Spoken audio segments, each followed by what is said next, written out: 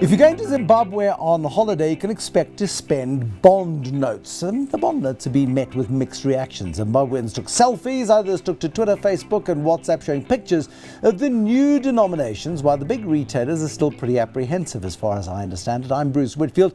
You're watching the MoneyMakers, and tonight we'll talk about the actual MoneyMakers. Robert Mugabe's government has been taking an economic experiment, but will it stand the test of time? Joining me for more on the Zimbabwean economic case is the RMB Africa analyst Neville Mandimika and J.M. Busha, the head of J.M. Busha Investments. It's nice to have you both here. These bond notes, please explain to me what they are. They look like banknotes, except they've got something that says bond note on them. What are they?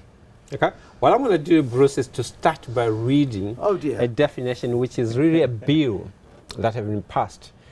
A bond note means a unit of legal tender whose par value in relation to the United States dollar is backed by a guaranteed extended to the Reserve Bank by one or more international financial institutions. These foreign banks that have underwritten these banknotes, I thought Robert Mugabe wasn't that fond of foreigners getting involved in his economy, and now he's having them underwrite his banknotes, or is he telling porky pies in the bill? Yeah, I think that's essentially the issue. There is this written, as was stated, that there is a bank that's guaranteeing this. But the problem that we're seeing in the market right now is there's a huge distrust. Number one, that is there an actual $200 million facility that is guaranteeing, and what trust or guarantee do we have that there won't be issues in excess of $200 million? So there's a bit of a PR or an expectations issue that is currently circulating. I mean, as you know, currency actually works on the premise of trust, and a lot of people actually don't trust these notes. Hence, you saw that within the first few hours of these notes hitting the streets, 30 to 40% discount immediately, and it's still going on. So that's basically the thing. No one knows what this thing is really about. And the rationale behind doing it. I mean, Zimbabwe for a long time has been trading in US dollars and rands anyway, since the failure of the Zim dollar, which went to the what was the biggest note? 100 trillion? Should be 50 trillion or whatever the case may be. They were big denominations. That system collapsed. There was the dollarization and the randification, if you like, of the Zim economy. It seems to have been working. Well, not really, because the issue there is that Zim currently doesn't produce anything in terms of exports or anything particularly meaningful. So there's always been money that is flowing outside of the economy. So at that stage, it created a liquidity shortage. So no one disputes the fact that there is a need for a solution, which the bond notes apparently are supposed to address. But what is happening now is that you create a possible solution that is actually creating more problems than what it's worth. What are the consequences? What do you see as a result of the bond note issues and the lack of trust? I think the first thing right now is if the currency is trading at a 30 to 40% discount. So if you're a retailer, for example, you're immediately taking a hit on your margins because somebody's coming with a value that is less than what it actually says on paper. So at that stage, if you're a retailer, you're probably going to start increasing prices, and that is the issue that people are grappling with. Is this going to lead to hyperinflation? Are we going to go back to the 2007, 2008 era? So at that stage, I think the knee-jerk reaction will probably be inflation that will react. Firstly, at this stage, it's negative 1.2 or whatever the case is, but it's not too much of a stretch to actually imagine that in the next couple of months we could possibly hit double digits inflation in US dollars, which is again, just compounding the problem that we're seeing on the streets. And the black market, Joseph. I mean, the black market is still very, very active in terms of the currency markets. I mean, any Zimbabwean I talk to understands the currency market far better than any trader employed at a big financial institution. They understand the real value of currency. Certainly, they are in the real economy. I think the biggest issue here is that there's no production. And so how do you sustain that? We're certainly producing something, but it's not enough. Well, so there Zimbabwe are some tobacco exports. Tobacco exports. We do have some minerals being exported and so on, but that's all there is in Zimbabwe right now. So I think it's going to be a big ask, to say to Zimbabweans, trust us again. We did this before, and you lost in the past. So the liquidity issue really was that because there was no production, whether I send money to my uncle or my cousin in Zimbabwe, that money will find its way back to South Africa to be able to buy the commodities Zimbabweans want. So the diaspora has been contributing about 28% of basically the foreign currency earnings in Zimbabwe, but most of it finds its way out because there was no production. So this is a short term, and the whole issue is that they're saying they're going to basically incentivize the exporters. So exporters will get 5% kind of bonus for them to be able to use the bond. But also, they're saying that if you go and withdraw and you don't want the bond notes, you can actually go to the Reserve Bank and change that for American dollars, which is not practical. Because but doesn't that defeat the purpose of the whole exercise? It does defeat the purpose. And as they say, I guess the biggest issue is that they've got a big civil servants wage bill. And how do they fund that? Because there was no money. And remember, that's a service industry where there's no production. So that 200 million was meant really to cater for government employees. And in particular, now we're moving towards December, and they need to pay bonuses. So how are they going to pay the bonuses to these people? But the negative consequences really is inflation. And secondly, distrust.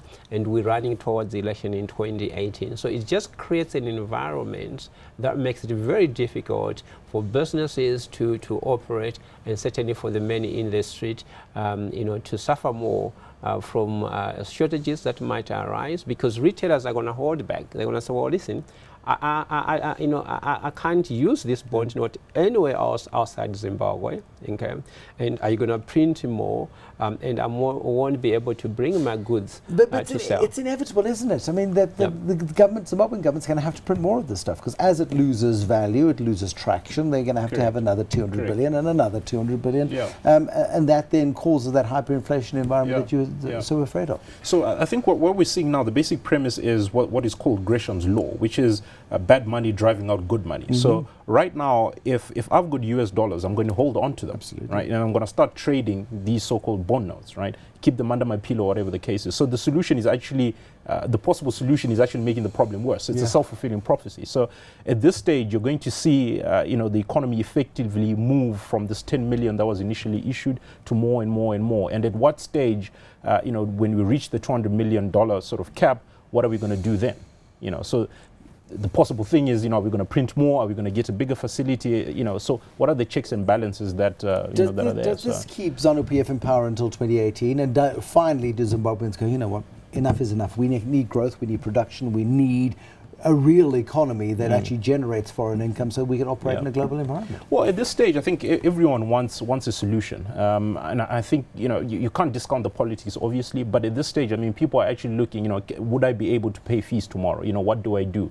Whoever is going to be in power come 2018, are they going to, proffer a credible solution, that will ensure that, that people go on. So it's a very difficult call to say from a political front. At this stage, people are just reacting, in terms of just trying to feed families. It's about survival. It's about survival. But how long can Zimbabwe keep lurching from crisis to crisis to crisis with the wallpaper that is the bond note as its backing? Well, at this stage, I think the race to the bottom is actually going to be much quicker than what we saw in the 2007 sort of era, in the sense that everyone now knows that, if currency starts depreciating, this is what I need to do, the traders, etc. So the people are there already. They've watched this movie. They've seen the movie again, so this is just a replay. So I think that the race to inflation is actually going to be much quicker than what we saw earlier. So I think we may very well hit the bottom, whatever the bottom looks like, in the next couple of years or whatever. I mean, how much deeper can the bottom be?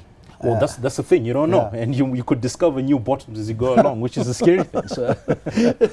Judge, what's your prognosis then for the bond notes? Is it recalled by the middle of next year, or do they just keep issuing more of the things? I don't think they can afford to do that. So there are a couple of scenarios people might build into it. Obviously political. The problem in Zimbabwe is really it's a leadership issue. So leadership needs to change, and then the leadership must be trusted first, because a lot of people say we don't trust the Reserve Bank because they're the ones that inflicted the pain before. So parents now have children studying in South Africa in the universities, and now how are they going to pay for those children, let alone just in Zimbabwe? And a lot of people lost money, whether you were selling cows, whatever you were selling, you did certainly lose. So I think the issue is that it's very, very uncertain in terms of what will happen. But I think leadership must basically rearrange itself first, okay, and be able to profile solutions. 2018 is very far for Zimbabweans because I think, certainly the bond notes came too early. It can be Christmas as well, gift as well, because I think Christmas box is kind of welcome by most Zimbabweans. What they need to do is to be able to be as transparent as possible to say who are those institutions, how much of it is going to be produced, and what are they giving up for that, to be able to make sure that the best thing they would have done for me is possibly to just go and borrow. You know, find actually a good lender, a good friend who could just say, you know what, I want to just give you $1 billion to pump into this economy, and let's hope for the best. But certainly, I think... But if you borrow, borrowing comes with conditions. And, certainly. And the Mugabe government's not prepared to accept a foreign investor's conditions. I mean, I think if you look at it in terms of what they did, the Reserve Bank had a huge debt. What did they do? They just transfer it into the public. And what they were doing also with the treasury bills, they were basically just rolling them. So when they mature and they don't have the money, what they do is they roll them. Already there was a discount on the government treasury bills. So all they're doing is that technically you are in default. So you're saying to me, you know what, I won't be able to pay now, but I can extend that and I'll give you your money in the future.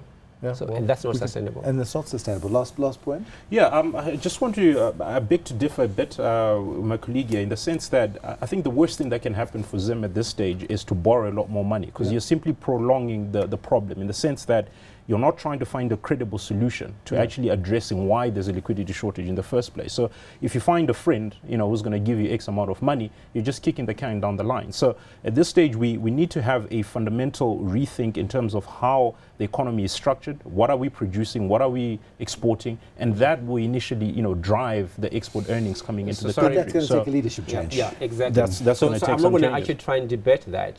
That, you know, there's nothing to differ, because we know that we're not producing. So we're producing a little bit of tobacco, a little bit of minerals. So what is there is known for everybody. So there's no science you need to do to say what is Zimbabwe producing. So the best option, which all countries do, so if South Africa were to issue a bond that matures in 50 years, that's borrowing. All they're saying is we're just deferring your payments to the next governments, the next generations. So what we're saying that Zimbabwe needs to be able to negotiate with a friend or somebody who can give them a loan, 200 million proper US dollars, or 500 million proper US dollars, and say, you know, how long can this take us whilst we're trying to find a solution? But the solution is leadership. It has nothing to do with the economy, because the economy needs governance and need good leaders who are futuristic. And at that point, we must leave it, unfortunately. The RMB Africa analyst Neville Mandimika and J.M. Busha, the head of J.M. Busha Investments, talking all about Zimbabwe. Our neighbours have had a long and difficult journey to economic stability, and it still seems a long way off. But for now, have yourselves a very good evening. And if you go to Zimbabwe, take some dollars. Till next time, good night.